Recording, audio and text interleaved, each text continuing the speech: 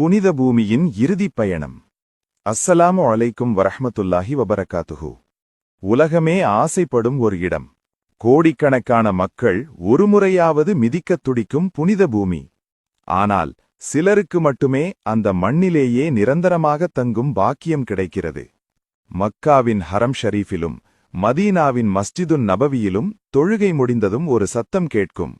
அஸ்ஸலாத்து அலல் அம்வாத், அதாவது மரணிக்கப்பட்டவர்களுக்காக தொழுகை தயார். லட்சக்கணக்கான ஹாஜிகள், ஆலிம்கள், நல்லடியார்கள் என பலரின் பிரார்த்தனையோடு இவர்களின் ஜனாசாக்கள் நகர்கின்றன. அந்த மின்சார வண்டிகளில் செல்வது வெறும் உடல்கள் அல்ல, இறைவனின் பெரும் கருணையை பெற்ற ஆன்மாக்கள். ஜென்னத்துல் பகீயின் அந்த சிறிய மணல் மேடுகளுக்குள் அடங்கும் வரை மலக்குகளின் பாதுகாப்போடு இவர்களின் இறுதிப் பயணம் அமைகிறது. இறைவா, எங்களுடைய மரணத்தையும் இத்தகைய புனிதமான இறுதிப் பயணம் அமைகிறது.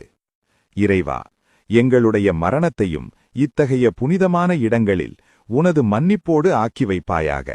ஆமீன்.